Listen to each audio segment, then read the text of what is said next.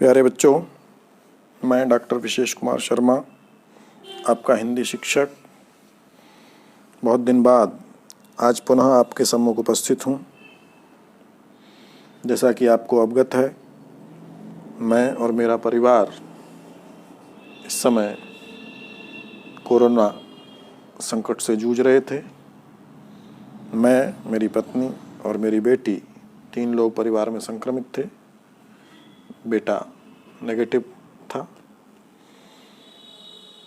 इसी कारण से पिछले काफ़ी दिनों से मैं इस परिस्थिति में नहीं था कि आपके सामने कुछ पाठ्य सामग्री लेकर के आ पाऊँ। अब मैं ठीक महसूस कर रहा हूँ तो आपके सम्मुख उपस्थित हूँ।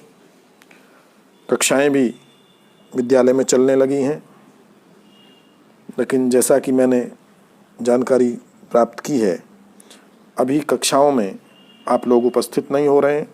स्वाभाविक है, माता पिता डरे हुए हैं, अभी भेजना नहीं चाह रहे हैं। अब हम आपसे किसी से कोई इस बात के लिए आपको बाध्य भी नहीं कर सकते हैं, जिद भी नहीं करेंगे, किंतु फिर भी ये कहेंगे कि सोशल डिस्टेंसिंग और सावधानी अपनाते हुए अगर बच्चों को अब भेजा जाए तो ठीक होगा। क्योंकि मैं स्वयं संक्रमित रह चुका हूँ, तो ये तो अभी मैं नहीं कह सकता कि संक्रमण नहीं हो सकता, लेकिन इतना कह सकता हूँ कि ये बहुत ज़्यादा अब घातक उतना नहीं है, उस तरह का नहीं है। बच्चों में संक्रमण की स्थिति काफ़ी हद तक कम है।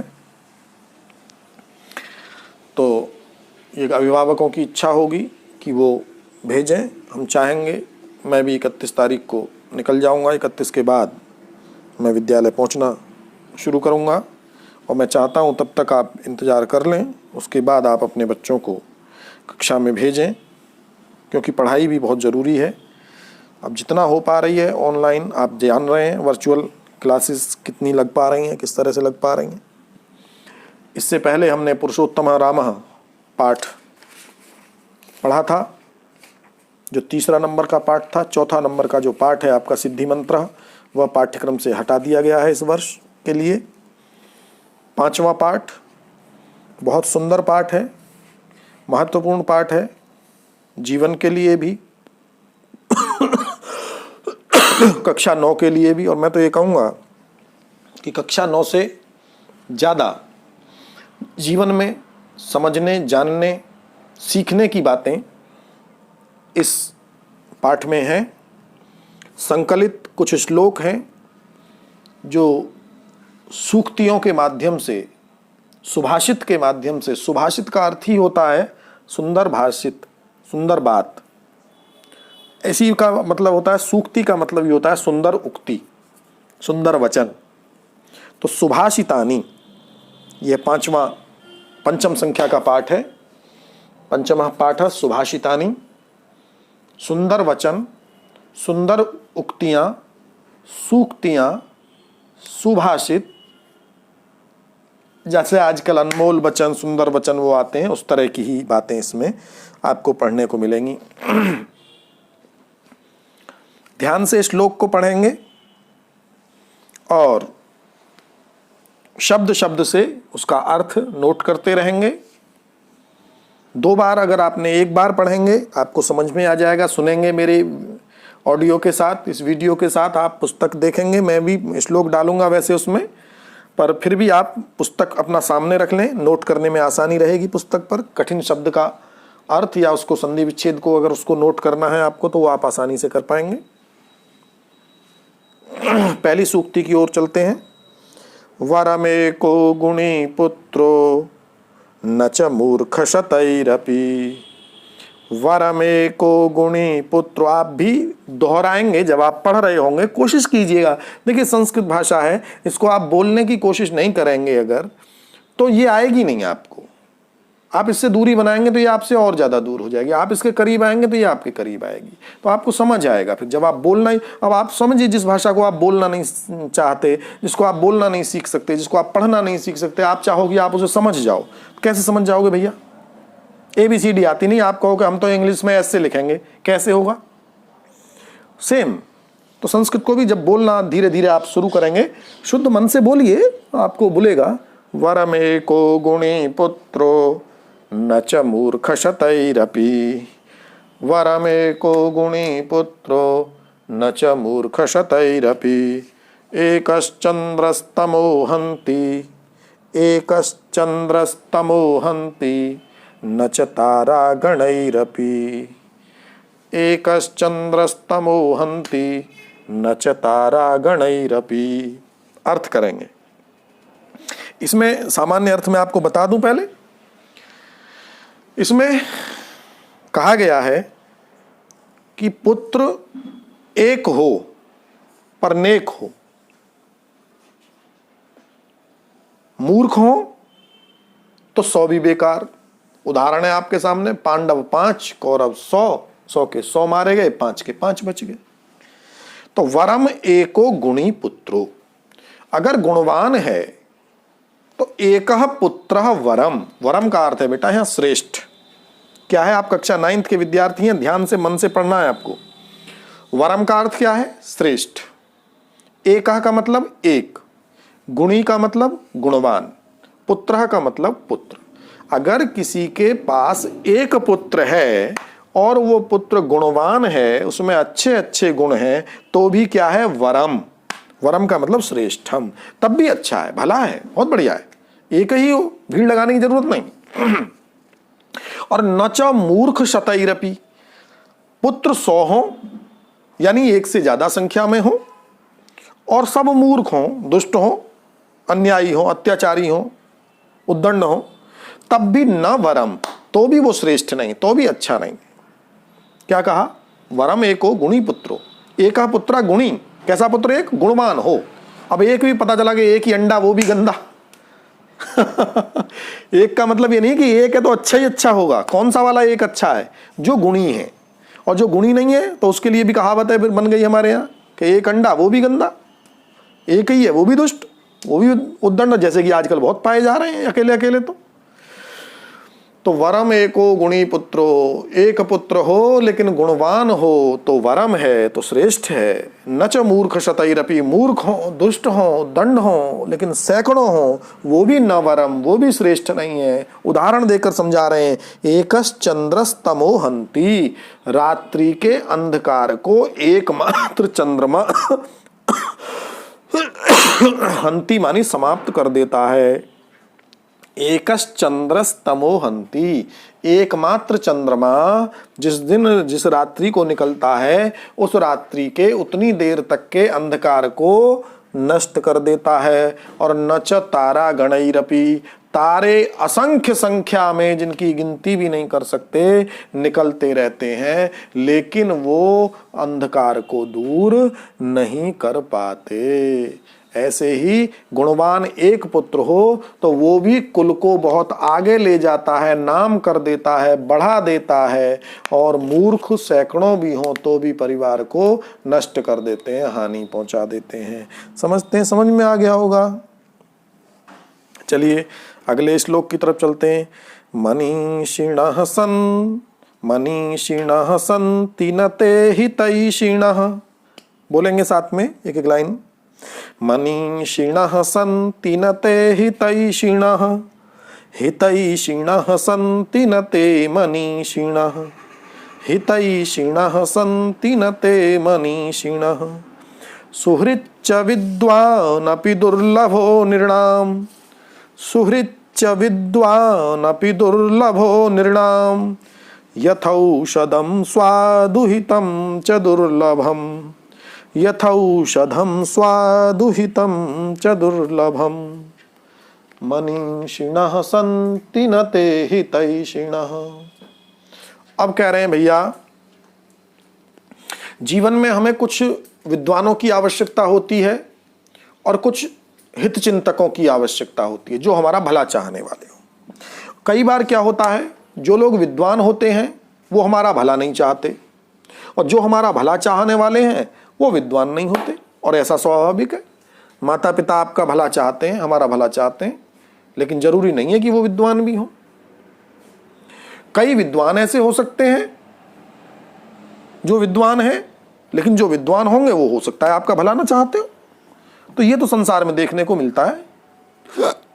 तो यही समझा रहे हैं इसमें, मनीषिणः संति, जो मनीषी हैं, मनीषी कहते हैं बेटा विद्वान को, विद्यावान बुद्धिमान लोग, नते हितैषिणः,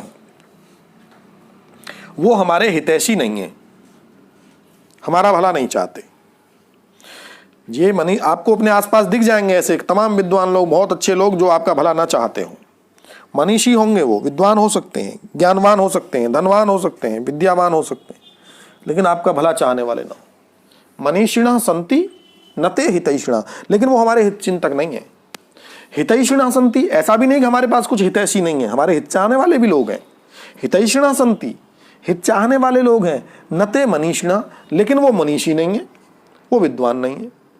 लेकिन कभी कभी ऐसा भी हो जाता है जो विद्वान भी हो और हितैषी भी हो और वो इकट्ठा मिल जाए। वो कौन होता है? वो आपका शिक्षक हो सकता है, वो विद्वान भी होता है और वो आपका हितैषी भी होता है। आपको मारता भी है, डांटता भी है, फटकारता भी है, आपको सजा भी देता है, आपको सब कुछ करता है और मन में खुद भी दुखी होता है, लेकिन फिर भी सब काहे के लिए करता है? आपके भले के लिए। तो सुहृच्च, सुहृद भी हो, हमारा मित्र भी हो, और विद्वान भी हो, ये दुर्लभो निर्णाम, ये मनुष्यों में पाया जाने वाला बड़ा दुर्लभ गुण है। ये आसान नहीं है कि कोई हमारा मित्र भी हो, विद्वान भी हो, हमारा हितैषी भी हो और विद्वान भी हो, सुहृच्च, हमारा हितचिंतक भी हो, और विद्वान भी हो, दुर्लभो निर्णाम, ये मनुष्य को बड़ा मुश्किल से मिलता है। उदाहरण देके समझा रहे हैं, यथौषधम, जैसे औषधि, यथा प्लस औषधम, वृद्धि संधि है, यथौषधम, यथा प्लस औषधम, जैसे औषधम, औषधि। देखो जितनी भी औषधियां होती हैं वो लाभकारी होती हैं, लेकिन स्वादिष्ट भी हों, मीठी भी हों, ये जरूरी नहीं है। यथौषधम स्वादुहितम च दुर्लभम, जैसे औषधि स्वादिष्ट भी हो और हितकारी भी हो, लाभकारी भी हो, जैसे वो मिलना मुश्किल होता है, ऐसे ही कोई भी व्यक्ति विद्वान भी हो और हमारा हित चाहने वाला भी हो, ये भी ठीक उसी प्रकार से दुर्लभ होता है। जैसे औषधि या तो मीठी नहीं होगी या तो लाभकारी नहीं होगी, और कभी कभी ऐसा होता है कि कोई कोई औषधि मीठी भी होती है और लाभकारी, लेकिन कभी कभी होता है किसी किसी रोग में होता है। आप देखेंगे ज़्यादातर औषधियाँ लाभकारी होती हैं लेकिन वो कड़वी होती हैं। अगले श्लोक की तरफ चलते हैं। चक्षुषा मनसा वाचा कर्मणा च चतुर्विधम, चक्षुषा मनसा वाचा कर्मणा च चतुर्विधम, प्रसादयति यो लोकम, ये या लोकम नहीं है, यो होगा यो, प्रसादयति यो लोकम तम लोकोनुप्रसीदति, तम लोकोनुप्रसीदति। चार प्रकार से आप किसी को भी प्रसन्न करने के चार तरीके हैं। इस संसार को, समाज को, परिवार को, माता पिता को, गुरुजन को प्रसन्न करने के चार तरीके हो सकते हैं, और जो इन चार तरीकों से संसार को, समाज को, माता पिता, गुरु को प्रसन्न करता है, सब लोग, ये लोग भी फिर उसको प्रसन्न रखते हैं, उसको खुशी देते हैं। कौन से चार तरीके हैं? चक्षुषा, आंखों से। आपकी नजरें, आपकी आंखें अपने बड़ों के सामने समाज के लिए इतनी अच्छी हों कि आपकी आंखों से लोगों को अच्छा ही दिखे। आंखें बता देती हैं, जब आप प्रेम के भाव में होते हो तब भी पता लग जाता है, जब आप क्रोध के भाव में होते हो तब भी पता लग जाता है, जब आप मस्ती में होते हो तब भी, आंखें सब बताती हैं। तो चक्षुषा, नजर जो अपनी रखनी है सबके प्रति आदर भाव की रखनी। मनसा, मन से, आप मन से किसी का बुरा ना सोचें। वाचा, आप वाणी से किसी को कठोर ना बोलें, बुरा ना बोलें। और कर्मणा, और आप किसी के खिलाफ कर्म ना करें, किसी को कष्ट देने वाला काम ना करें। ये चार विधि हैं लोगों को प्रसन्न करने की। चक्षुषा, मनसा, वाचा, कर्मणा च। आपकी आंखों को देखें, आपके मन को समझें लोग, आपकी वाणी को सुने लोग, आपके कार्यों को देखें लोग, और इन सब को चारों प्रकार से आपसे अगर कोई प्रसन्न हो जाता है, आप किसी को प्रसन्न कर दे। प्रसाद है इन चारों प्रकार से जो संसार को प्रसन्न करता है, केवल एक प्रकार से नहीं। आप मीठा मीठा बोलो और काम उल्टे करो, मन में बहुत शहद रखो लेकिन अंदर जहर, कैसे चलेगा? तो कर्म में दिख जाएगा। चारों एक साथ रखने हैं, देखने से भी, मन से भी, कर्म से भी, वचन से भी। चक्षुषा मनसा वाचा कर्मणा च चतुर्विधम प्रसादयति यो लोकम, जो संसार को प्रसन्न करता है। तम लोकोनुप्रसीदति, तम मानी उस व्यक्ति को, चारों प्रकार से प्रसन्न रखने वाले व्यक्ति को लोकः अनुप्रसीदति, लोक भी संसार भी प्रसन्न रखता है, उसको संसार भी उसकी खुशी का ख्याल रखता है। आगे चलते हैं। अक्रोधेन जयेत क्रोधम असाधुम साधुना जयेत। अक्रोधेन जयेत क्रोधम असाधुम साधुना जयेत। जयेत कदर्यम दानेन जयेत सत्येन चानृतम। जयेत कदर्यम दानेन जयेत सत्येन चानृतम। इस श्लोक में ये बताया गया है कि किससे किसको जीतना चाहिए।